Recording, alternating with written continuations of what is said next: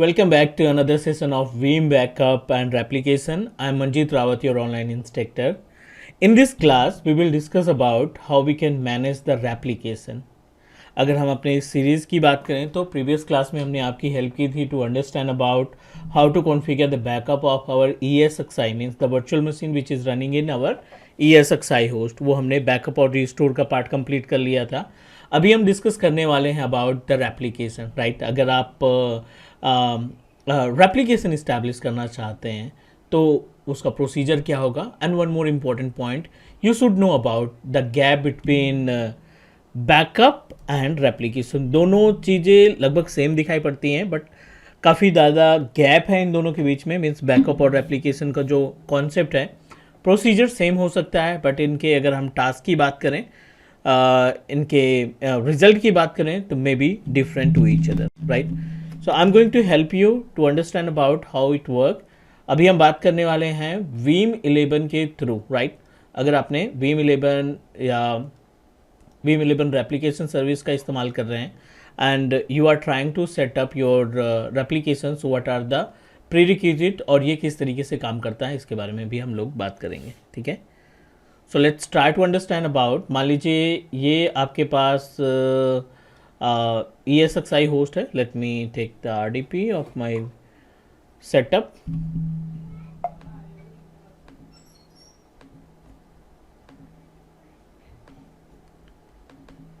ठीक है, so let's try to understand about the concept कि कैसे ये काम करता है. रेप्लिकेशन सर्विस को हम कैसे इन्वॉल्व करते हैं इन्वायरमेंट के अंदर, इसके लिए थोड़ा सा समझने की कोशिश करते हैं. For example, this is our setup. यहाँ पे हमने एक ESXi का सेटअप लगा रखा है मे बी. ठीक है, या फिर बेस मशीन भी हो सकता है. इट्स नॉट मैंडेटरी कि हम केवल ESXi का ही रेप्लिकेशन कर पाएंगे. We have option to do that as per your requirement. ठीक है, मान लीजिए ये आपका ESXi होस्ट का सेटअप है और ESXi के अंदर आपने मल्टीपल वर्चुअल मशीन्स क्रिएट कर रखी हैं. Right, an number of VMs are running in our ESXi host.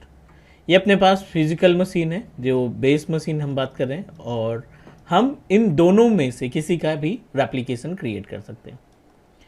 So question कि रेप्लिकेशन और बैकअप में क्या गैप है. Replication as per the name suggest, तो मीनिंग होती है रेप्लिकेशन की, with the help of replication we are able to create a live backup. Yes, कहीं ना कहीं आपको इन्वेंट्री देनी पड़ेगी. मान लीजिए ये आपका इन्वेंट्री है या repository, not inventory. Share storage को हम बोलते हैं रेपोजिटरी. आपने एक रेपोजिटरी इस्टेब्लिश कर रखा है शेयर स्टोरेज में. ये वो प्लेस है जहाँ पे हम अपने बैकअप की चीज़ों को स्टोर करने का काम करते हैं. हम सेटअप करने वाले हैं यहाँ पे रेप्लिकेशन. तो रेप्लिकेशन का मतलब ये है कि जब आप किसी भी फिजिकल मशीन या वर्चुअल मशीन जो ESXi में रन कर रहा है, इनका एक लाइव रेप्लिका तैयार करते हैं विच इज़ लाइव बैकअप. आप बोल सकते हो कि एक तरीके का लाइव बैकअप चलता रहता है. मीनिंग ऑफ लाइव बैकअप, अगर नॉर्मल बैकअप की बात करें, नॉर्मल जो बैकअप हम नॉर्मली अभी तक इस्तेमाल किए हैं, नॉर्मल बैकअप के केस में क्या होता है, दो ऑप्शन होते हैं आपके पास. पहला ऑप्शन ये रहता है कि आपने बैकअप नाउ का इस्तेमाल किया है. ठीक है, the meaning of backup now, आप जिस टाइम पे बैकअप कॉन्फ़िगर करेंगे सिर्फ उसी टाइम का डेटा आपका जाएगा. एग्जाम्पल के लिए यहाँ पे मान लेते हैं बैकअप नाउ के केस में. फॉर एग्जाम्पल आपने 25 मई को आपने बैकअप कॉन्फ़िगर किया. ठीक है, आपने बैकअप नाउ किया 25 मई को. ठीक है, तो जब से आपने सिस्टम इस्टेब्लिश किया, मान लीजिए 10 तारीख को आपने सिस्टम इस्टेब्लिश किया और 25 मई को आपने बैकअप कॉन्फ़िगर कर लिया, तो आपका 10 तारीख से लेकर के 25 तारीख के बीच का जो डेटा है वो आपका प्रोटेक्ट हो जाएगा और उसको आप किसी भी लोकेशन में रख सकते हो. वो आपके ऊपर डिपेंड करता है. ठीक है, बट व्हाट हैपन, अगर ये 25 तारीख तक का बैकअप था और 30 मई को क्या हुआ, आपके सिस्टम में कोई इशू आ गया, डेटा डिलीट हो गया या और कोई प्रॉब्लम आ गई, तो आपको इस बैकअप का बेनिफिट नहीं मिलेगा क्योंकि 25 से लेकर 30 के बीच का जो डेटा था उसका आपने कोई भी बैकअप तैयार नहीं किया. ठीक है, ये बैकअप नाउ, क्योंकि वंस बैकअप वंस इसको बोलते हैं, बैकअप वंस या बैकअप नाउ. दूसरा होता है स्केड्यूल. ठीक है, आप क्या कर सकते हैं, बैकअप का स्केड्यूल लगा सकते हैं. आपने डिसाइड किया कि ठीक है, every week on Saturday we'll take the backup of our entire computer. तो every week of Saturday means like आपने पहला जो बैकअप था वो आपने 25th को किया, ये पहला बैकअप हो गया, ठीक है। और इसमें 7 डेज और ऐड कर देंगे, 25 को हुआ है तो अगला जो बैकअप जाएगा 7 दिन की गैप की अगर बात करें तो it become up to 1st June, right. ये आपका 1 जून को दूसरा बैकअप तैयार होगा। अब ये जो है स्केड्यूलिंग, बट इन बिटवीन अगर कोई प्रॉब्लम आ जाती है तो वो डेटा हम लॉस कर देंगे। That's why replication come into the picture. और रेप्लीकेशन क्या करता है, ये लाइव बैकअप। मान लीजिए आपने रेप्लीकेशन इस्टेब्लिश किया 25 मई को, ठीक है, 25 मई को आपने रेप्लीकेशन इस्टेब्लिश किया। अब 25 मई से लगातार आपके जो भी चेंजेस होंगे इसमें वो स्टोर होते जाएंगे आपके रेपोजिटरी में। आपने 26 तारीख को कुछ डेटा अपलोड किया, उसका बैकअप बन गया। 26 तारीख को मॉर्निंग में आपने कुछ डेटा अपलोड किया, आफ्टरनून में कुछ डेटा अपलोड किया, इवनिंग के टाइम पे आपने कुछ डेटा अपलोड किया, इन सब की कॉपी बनाता चला जाएगा ये, क्योंकि ये लाइव एप्लीकेशन। इवन कोई भी चेंजेस करोगे उसकी कॉपी बन जाएगी। एक्सीडेंटली अगर इसमें कोई पंगा आ गया, इसमें कोई इशू आ गया, तो आपको लाइव पूरा का पूरा डेटा जिस टाइम पे आपका सिस्टम डाउन हुआ उस टाइम तक का डेटा आपको मिल जाएगा, चाहे वो सिस्टम आपका 25 को डाउन हो, 30 को डाउन हो या फिर किसी भी तारीख को, क्योंकि आपने लाइव एप्लीकेशन बना रखा है। अब बात आती है कि किस तरीके के सर्वर को हम ये फैसिलिटी प्रोवाइड करते हैं। तो यू कैन से दैट ऐसे क्रिटिकल सर्वर्स जो हमारे पास इन्वायरमेंट में क्रिटिकल सर्वर्स हैं, जिनमें इंपॉर्टेंट डेटा है, लाइक फाइल सर्वर हो गया, डेटाबेस सर्वर हो गया, या फिर अपने एडी वगैरह के ऊपर बहुत सारे डिपेंडेंट्स क्लाइंट हैं, तो इस तरीके की मशीन्स का बैकअप, नॉट बैकअप, उनके लिए हम रेप्लीकेशन इस्टेब्लिश करेंगे। तो उम्मीद है कि आपको ये जो कॉन्सेप्ट था हमने डिस्कस किया ये क्लियर हो गया होगा। And let's talk about the another point, practical देख लेते हैं कि कैसे हम इसका प्रैक्टिकल परफॉर्म करेंगे। तो अपने पास दोनों ऑप्शन है। I am just going to open our setup ताकि हम आपको प्रैक्टिकली दिखा सकें। ये ESXi है, बट आप अपने बेस मशीन का भी रेप्लीकेशन तैयार कर सकते हैं। तो इस ESXi की IP एड्रेस है 99। So what I am going to do, इस ESXi होस्ट का RDP एक्सेस कर लेते हैं, नॉट RDP, वेब एक्सेस कर लेते हैं। और इसमें हमने एक विंडोज़ 10 की मशीन इस्टेब्लिश कर रखी है, विंडोज़ 11 की मशीन इस्टेब्लिश कर रखी है 1.99, और उस पर्टिकुलर विंडोज़ ऑपरेटिंग सिस्टम का हम रेप्लिका बनाने वाले हैं। जैसा कि हमने लास्ट क्लास में डिस्कस किया था ना कि कैसे बैकअप तैयार किया जाता है और कैसे बैकअप को रीस्टोर किया जाता है, उन सभी पॉइंट पे हम लोग बात करने वाले हैं। ठीक है, यहाँ पे वर्चुअल मशीन्स की बात करें तो let me check, 3 virtual machine है। VCS से is our vCenter server, so I don't want to use the vCenter server, so इसको हम बंदी कर देते हैं। I am just going to turn on the virtual machines that we have. जो VM हमने इस्टेब्लिश किया है उस VM को क्रिएट करते हैं, राइट, एक्सेस करते हैं, नॉट क्रिएट करते हैं, क्योंकि उसका हमें रेप्लिका तैयार करना है।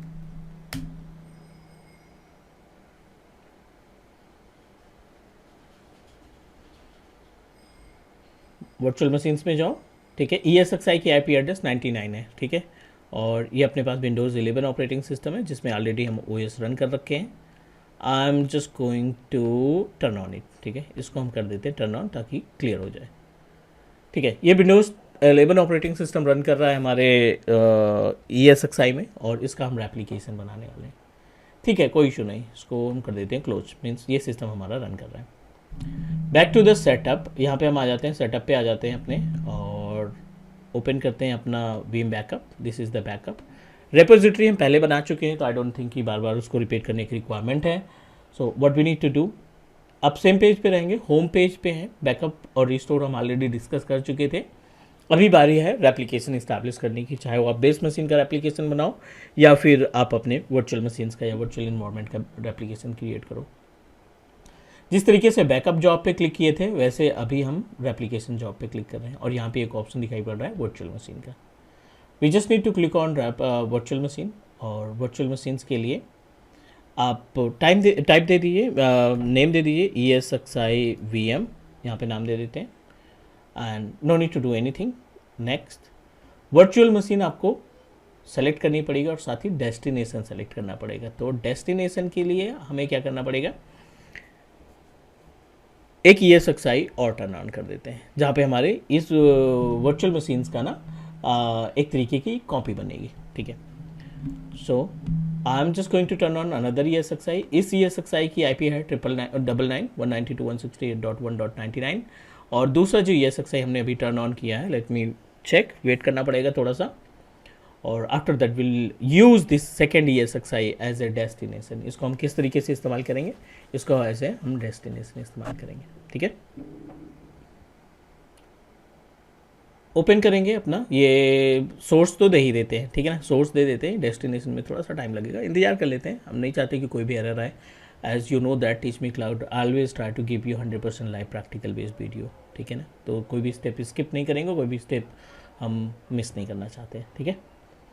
वेट कर लेते हैं, ये सक्सेस हमारा टर्न ऑन हो जाता है, then will proceed for the next step. अगले स्टेप में हम लोग प्रोसीड करेंगे।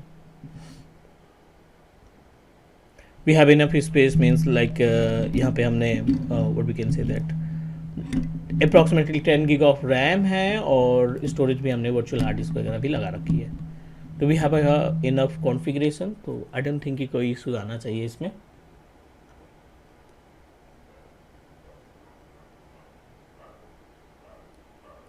ठीक है, विंडोज़ 11 ऑपरेटिंग सिस्टम जो हमने इसमें क्रिएट किया ना, वो प्रॉपर तरीके से रन कर रहा है, सब कुछ ओके है। यूज़र आईडी एंड पासवर्ड भी देख लेते हैं, हमने आई थिंक इसका एडमिन लॉगिन करा दिया था, तो ऑल कंट्रोल डिलीट करो और टर्न ऑन करके देख लो कि क्या क्या है इसमें, ठीक है। 192, ठीक है, इसको हम करते हैं लॉगिन, और लेट्स क्रिएट फ्यू फोल्डर्स और फाइल्स डेस्कटॉप पे रख लेते हैं, ताकि एप्लीकेशन में आपको क्लियर बता सकें कि ये वही सिस्टम है जिसने जो मशीन आपने सोर्स से एक्सेस किया है अपने किससे डेस्टिनेशन पे, और इसका लाइव रेप्लिकेशन कराएंगे। तो जब बीएम के अंदर कोई, जब आप जैसे ही वर्चुअल मशीन का रेप्लिकेशन तैयार कर लेते हैं ना, आप कोई भी चेंजेस करोगे इसमें, जैसे अभी 2 फाइल दिखाई पड़ रही है, 2 फोल्डर दिखाई पड़ रहे हैं, डेटा और लोकल के नाम से, ये तो जाएंगे ही, साथ ही साथ रेप्लिकेशन बनने के बाद जो भी चेंजेस करोगे, नया फाइल ऐड किया, नया फोल्डर अटैच किया, तो वो फोल्डर भी आपके रेप्लिकेशन वाली मशीन में दिखना स्टार्ट हो जाएंगे। यूसेज होता है हार्डवेयर का, बट यू नो दैट अगर हमें इन्वायरमेंट को प्रोटेक्ट करके रखना है, तो आई डोंट थिंक कि हमें हार्डवेयर में कोई भी कमी रखनी चाहिए, क्योंकि जितना अच्छा हार्डवेयर रहेगा हम इम्प्लीमेंट करेंगे, उतने अच्छे तरीके से हम अपने इंफ्रास्ट्रक्चर को प्रोटेक्ट कर पाते हैं, ठीक है। सब कुछ यहाँ पे आपके हार्डवेयर के ऊपर डिपेंड करता है, आपका नेटवर्क कैसे रन कर रहा है, आपके ESXi में क्या कॉन्फ़िगरेशन है, आपके बैकअप में कितना स्पेस अवेलेबल है, एवरीथिंग, सब कुछ मैटर करता है। तो दैट्स वाई VMware के प्रैक्टिकल के लिए, लैब के लिए, क्लासेस के लिए, ट्रेनिंग के लिए कम से कम आपके पास 32 GB रैम बेस्ड लैपटॉप या डेस्कटॉप होना चाहिए, ताकि आप सभी प्रैक्टिकल को स्मूथ तरीके से रन करा पाओ। Is that clear?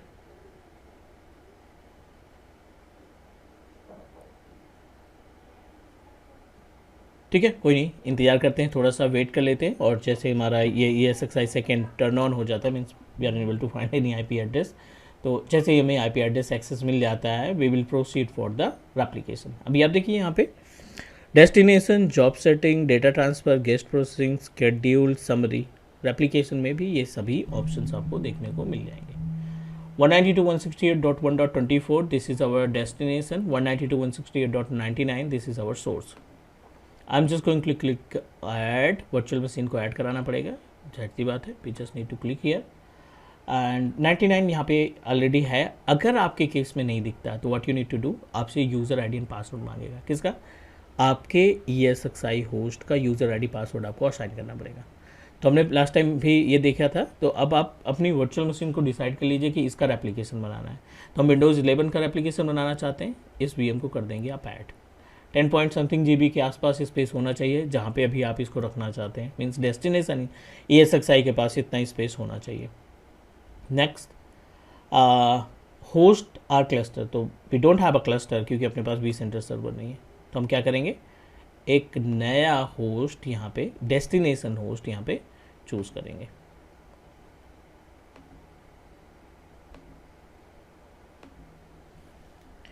One 192.168.1.24।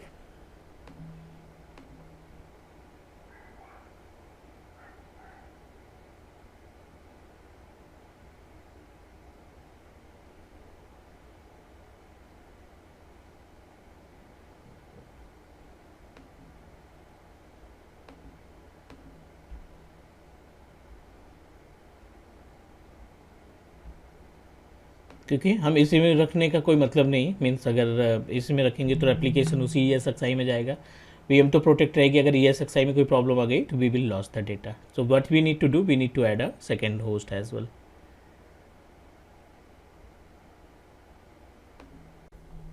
Unfortunately जो डेस्टिनेशन के लिए ESXi हमने डिसाइड किया था, we are unable to find in this panel. So what you need to do, आपको पहले उस ESXi को जहाँ पे आप एप्लीकेशन इस्टेब्लिश करना चाहते हैं, ऐसे डेस्टिनेशन यूज़ करना चाहते हैं, you must need to use, क्योंकि हमारी जो वर्चुअल मशीन है जिसका हमने बैकअप प्लान किया है ना, विच इज़ रनिंग इन 99, और सेम वर्चुअल मशीन का रेप्लीकेशन हम सेम ESXi पे नहीं कर सकते हैं। अदरवाइज ESXi में प्रॉब्लम आए तो आपके रेप्लीकेशन का कोई मतलब नहीं निकलेगा, means no usage of your application.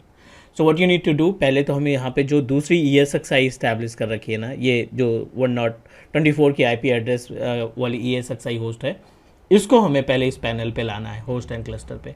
Stand alone ESXi है, मीन्स इंडिविजुअल ESXi है, that's why we are just need to perform the separately. अगर यहाँ पे vCenter सर्वर होता तो एक क्लस्टर को ऐड करते ही आपके जितने भी ESXi होस्ट हैं वो आ जाते हैं। तो let's see how we can add our ESXi in this particular panel. तो इसके लिए आपको इसको कर देंगे cancel, I am not going to proceed right now, we just need to back.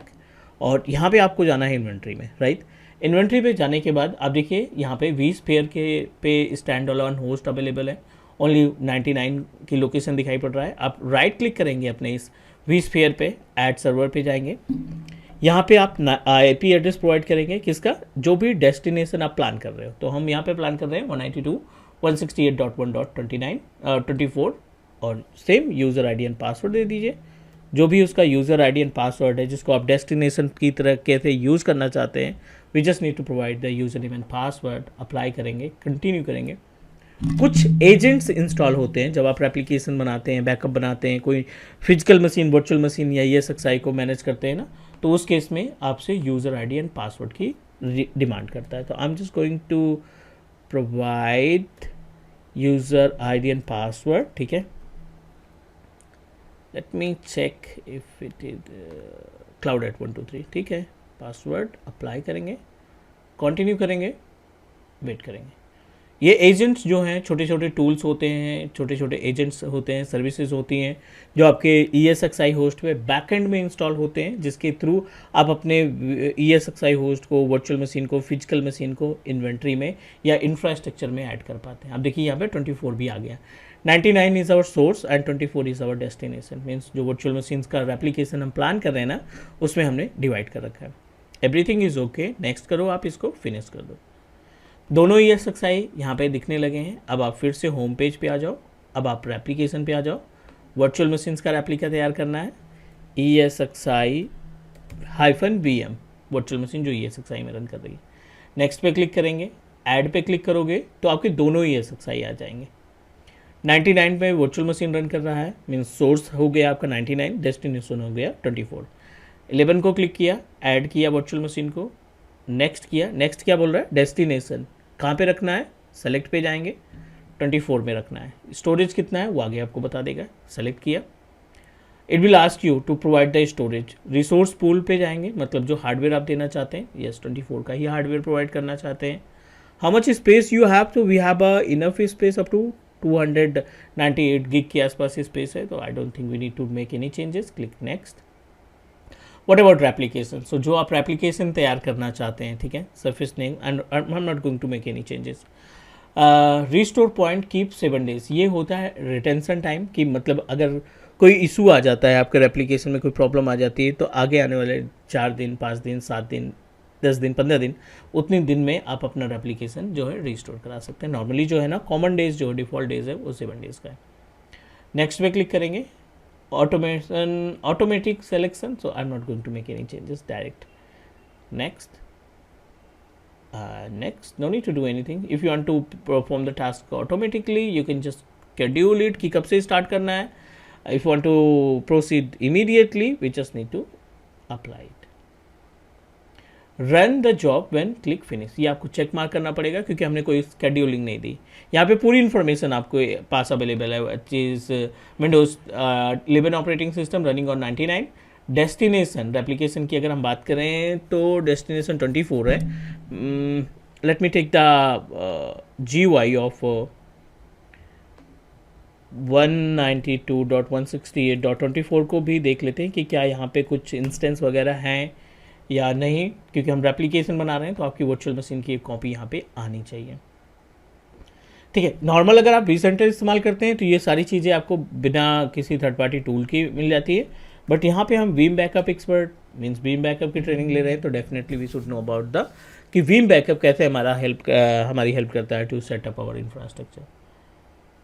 Windows 10 machine है, विंडोज़ 11 नहीं है, ठीक है, जबकि ESXi में विंडोज़ 11 है। चलिए देखते हैं, फिनिश करते हैं। यहाँ पे वीम बैकअप पे आ गए, everything is okay, click finish.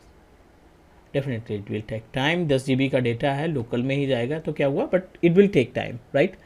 सो जैसे ही आपका ये बैकअप स्टार्ट होगा, रेप्लिकेशन स्टार्ट होगा, आप देखेंगे कि जो ESXi होस्ट है ना अपने विंडोज़ 10 यहाँ पे 24 में विंडोज़ 11 की वर्चुअल मशीन क्रिएट होना स्टार्ट हो जाएगी, कॉपी बनना स्टार्ट हो जाएगी। So everyone, this is all about the replication. आगे हम बात करेंगे कि रेप्लिकेशन को यूज़ कैसे किया जाता है रियल इन्वायरमेंट में। अगर आप रेप्लिकेशन का इस्तेमाल करना चाहते हैं तो रेप्लिकेशन किस तरीके से आप इस्तेमाल कर पाएंगे। Is that clear? तो अभी हमने रेप्लिका में एक सेटअप बनाया, इंतज़ार करना पड़ेगा, टाइम लगेगा इसमें, बिकॉज वी जस्ट प्रोसीडेड। अभी देखिए इनिशियलाइजिंग केस में है, ESXi VM 0% completed, just created, so 0% completed. Make sure यहाँ पे एक आपको ध्यान देना है नेटवर्किंग का, कि दोनों सिस्टम सोर्स और डेस्टिनेशन के बीच में कम्युनिकेशन होना चाहिए। पिंग करके आप देख सकते हैं, और मीन्स ये स्टेटस भी बता देगा कि जैसे ये स्टार्ट होगा ना 2% 5% होगा, आपको अपने ESXi की इन्फॉर्मेशन यहाँ पे, वर्चुअल मशीन की इन्फॉर्मेशन यहाँ पे मिलना स्टार्ट हो जाएगी। ठीक है, उम्मीद है कि ये आज की क्लास में जो भी हम डिस्कस किए वो सारी चीज़ें समझ में आ गई होंगी। नेक्स्ट सेशन में मिलते हैं और डिस्कस करते हैं about another point related to the application. Thank you guys, take care, bye bye, do subscribe your on Teach Me Cloud YouTube channel. Bye bye.